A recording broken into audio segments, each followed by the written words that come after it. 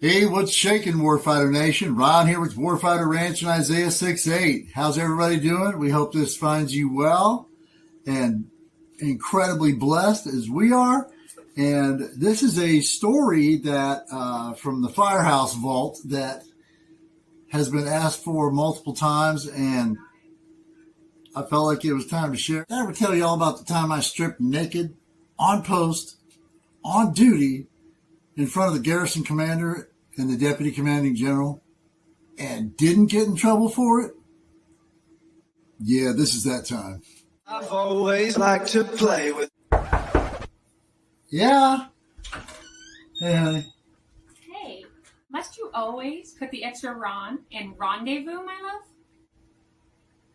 I've always liked to play with fire.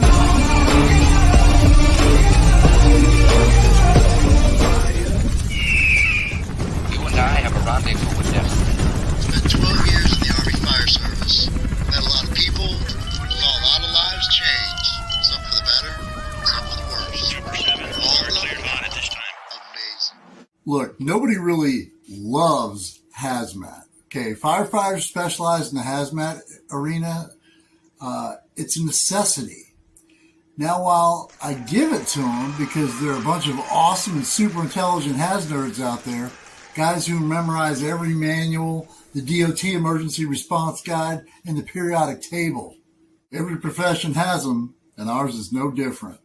But when you get down to it, in the world of hazardous materials, or hazmat, it's pretty nasty business, and it's just not for everyone. The allure of operating at a higher level and the ability to serve in a big-time flirt with death kind of way, the world of firefighting special operations and hazmat is what eventually caught my interest, and not for the reasons you might think. Sure, they have super cool moon suits, trailers full of sexy gear, and ungodly expensive monitoring equipment. But running with this crowd will cost you time, effort, and a lot of patience. Okay, so there was an incident. Seems like there always is one. That one incident that changes or even determines our path somewhat along the way. The following incident is what eventually drove me to go on further to pursue my Hazmat Tech and Hazmat Incident Commander certifications, as well as my Hazmat Tech and Incident Command Train the Trainer certs from Homeland Security, even with a still then undiagnosed TBI, and after I retired. That's how big of an impact this had on me. About an early time in my career when I was a young Joe, a young firefighter, and I had a rendezvous with humility. But a lot happens between the fire academy and retirement. As a rookie, I learned a pretty valuable lesson early on in my career that pretty much determined my path within the fire service. And yes, there are different courses that one can take. Some can be career engine guys because they love being at the tip of the spear, right there at the end of the nozzle, putting the wet stuff on the red stuff. Or there's those career truckies because they love ventilating buildings by chopping holes in the roof with their axes or a K-12 saw. It's actually very cathartic and great therapy. In the Army Fire Service, you're going to do it all at some point, but you can always choose a specific area of study and focus within the field. Those IFSAC certs are worth their weight in gold and were reciprocal in every state. I know a lot of guys who served and then got out to continue to serve in the fire service on military installations around the world, even to this day. And much like the military community, firefighting is a self-perpetuating and often multi-generation career field as well. I'm a third-generation firefighter and military since the beginning of the country. I graduated from the DoD Fire Academy at Chanute Air Force Base in Rantoul, Illinois in the summer of '91. These firefighters battle the flames of simulated crashes several times a day year-round. Operations Desert Shield and Desert Storm were incredibly successful. I had just turned 21 on a Friday night and watched Backdraft with 200 firefighters during my time there. Many good times were had by all, for sure. Just stay away from the hitching post. Shout out to Staff Sergeant Irwin, who gently tolerated our class of 4 soldiers and 22 airmen. And who could forget Sergeant First Class Paris, who once blessed us by swinging by the schoolhouse to smoke us in our turnout gear while breathing air. And who could forget that epic promotion party when he made his E7 before our graduation? We're not hosting an intergalactic kegger down here.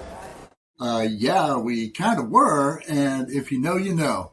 Yeah, and a big shout out to the security forces personnel who showed up with a couple of mag lights in my face under a parked demo airplane when I was conducting the then new program Joint Recon Ops with that female airman that one night. Thanks for letting me off with a warning, boys. Air power, hoo. We were on our way to our permanent party assignments, and I was excited about what the future held. When I arrived at Fort Campbell and saw that huge screaming eagle and that Rendezvous with Destiny sign, I latched a hold of mine. You and I have a rendezvous with destiny. So regardless of any scripted movie or TV show you've ever seen, the fire station can be many things. It can be incredibly busy and exciting for 24 straight hours during a post-wide hurricane response, sleeping in your gear on the truck. You could even be blessed to have a relatively cool,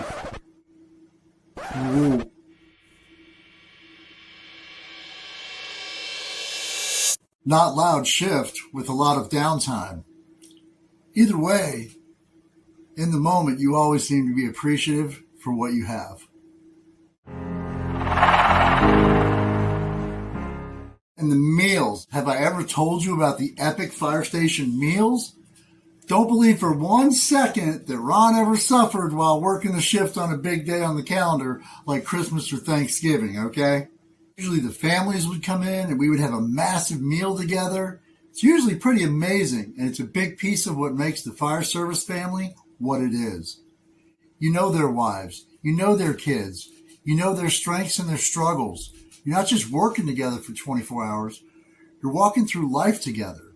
When I was stationed up at Fort Wainwright, Alaska, as 9/11 happened and the whole world exploded, Helen cooked every shift, not just for me, but for the entire station. Those single soldiers really did appreciate that. So back to Fort Campbell.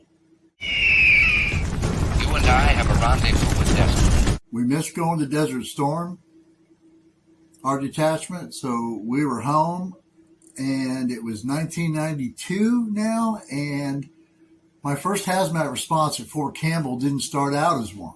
Our station captain, a GS-7 by the name of Bubba Smith, was also my engine captain on this fateful day. I say fateful because my rendezvous with destiny started out being a true rendezvous with humility. The call was to respond to one of the physical plants on the back 40 at Fort Campbell, out towards Sabre Heliport. Our engine was coming out of Station 3 at Campbell Army Airfield, and the response was about 10 miles away. As fast as we were racing to get there, and believe me, Bubba was on the driver the whole time to step on it, there was no way that we would be the first in engine. We would be second or third at best due to the distance, even though the response called for that many apparatus.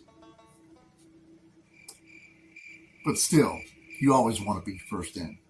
So as we pull up, we see some smoke coming out of the windows, something smoldering small on the inside of the structure. They chemically manufactured or treated something on post. The smoke was slowly oozing out of a window, and this limp hose was laid out everywhere. They were already mopping up. Yep, we missed it. Or so I thought, because this shindig was just getting started, and I was about to unwittingly take center stage, not by choice. So Bubba tells me to shed my coat and gloves and just shoot over to the first-in engine crew and help them with rolling up their hose. Simple enough. We used to do speed drills to this at the academy, and I could walk out 100 feet of fire hose and nothing flat. So off I go, private high speed, rocking my brand spanking new turnout gear and looking to break it in. Be careful what you wish for, because I'd get that and a whole lot more. In fact, much more than anyone expected, and much sooner than I think anyone would have liked. After a fire, when you walk out the fire hose after it's been used, you pick up one end and pull it over your shoulder and walk the water slowly through gravity over your shoulder and slowly walk the water out. Some are quicker than others, but youth was on my side and I was a new rookie looking to impress.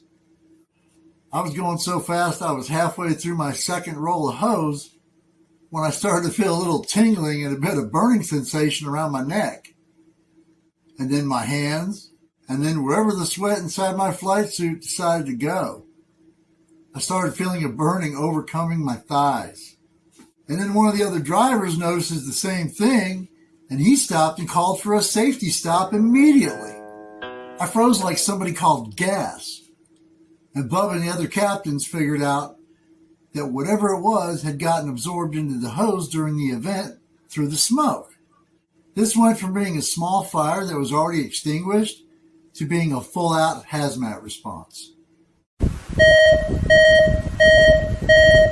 This is where it gets somewhat better for the crew. Somewhat. But much worse for me.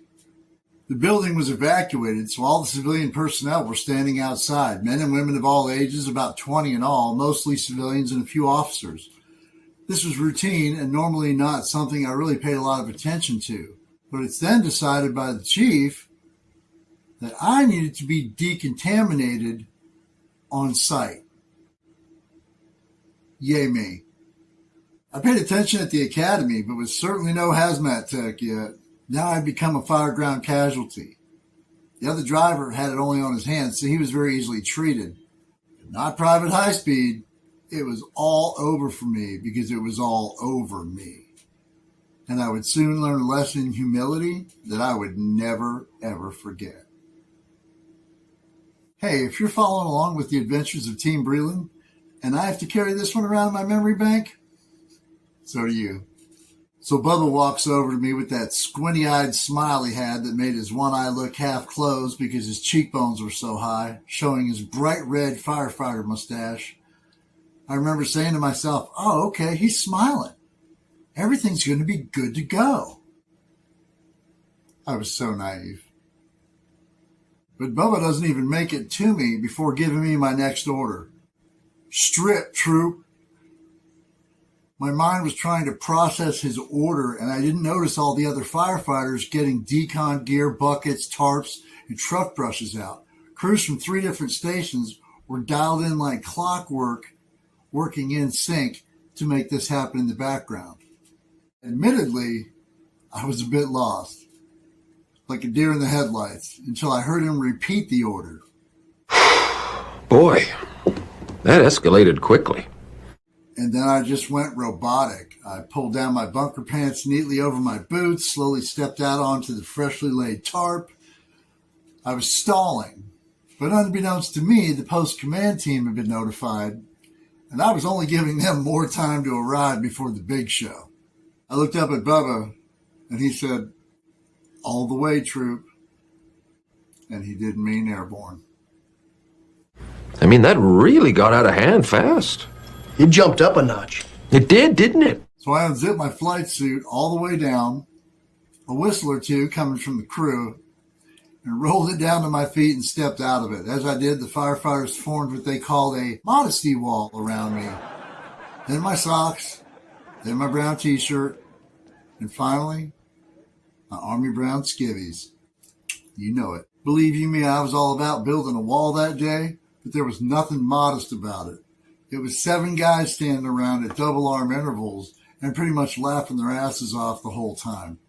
There was no wall. I thank God every day this is well before the age of cellular and WTF moments. Every day, I thank God for that. And then there was Victor Hayes, a fellow civilian firefighter. As I'm standing there, much like this pose right here, except butt naked in my birthday suit for God and country all to see. You know, when the drill sergeants told us to let it all hang out, I don't think this is what they had in mind. So Victor picks up a truck brush out of some soapy solution and a little bleach. Another fireman comes up with a brush. Victor took the front and the other guy headed towards my backblast area. And then they proceeded to, and I quote, gently scrub me from north to south and east to west, and another guy hosing me off in between scrub sessions. Humbling, to say the least. Seemed like it all happened really fast, but it was actually quite a lengthy process. Definitely a lot longer than I would have liked, and somewhat painful. Yeah. And after that was over, I was told that I had to go to the hospital to get checked out. Turns out through the fire, something burning in the smoke had turned it somewhat acidic. It silently absorbed into the hose, and then by rolling the hose, it began eating away at my uniform as well as my skin. I watched as they carefully bagged up my bunker gear, all of my clothing, even my G-Shock watch, my wallet, my dog tags were all being sent out to a lab to be tested for God knows what. But it taught me a lot about the potential for an incident escalating quickly, or even after you think it's relatively safe, even after you think it's over. The leadership genuinely felt bad about it, but I never blamed them, not one bit. By now, the DPW commander, the garrison commander, and the deputy commanding general were on site, and this day just got more awesome. Before I could get in the ambulance, I had to find something to wear. I was a little short at the moment, and I had absolutely nothing on me, so Bubba volunteered his own bunker pants so that I could have some degree of humility in the back of that ambulance in the ER. I said, "Are you sure?" His reply was epic in front of everyone. "Well, hell yeah, I'm sure. I just watched our guys scrub your ass from stem to stern." Looked like a homeless hobo fireman with bunker pants, bare feet, and red suspenders over a bare chest. Yeah. It's kind of hard to believe all of a sudden this was my duty uniform. Bubba and the engine crew followed me to the hospital, and after about an hour, I was released to go back to duty. So I rode all the way across post again, back to Fort Campbell Army Airfield wearing the same getup. It was a bit cooler on that tailboard than I recall it being earlier. And as you might imagine, around the firehouse, our arrival was met with applause, slaps on the ass, and the Fort Campbell firefighter calendar, indecent exposure, and hose jokes were incessant and unyielding. But as I said before, it certainly taught me a lot and put me in a position to learn early on that I never wanted to be in that place again, where I went into a situation completely blind and had no idea what was going on. And that is the story of the once naked fireman at Fort Campbell. The moral of the story? Knowledge is power. And it just might keep you from getting caught with your pants down.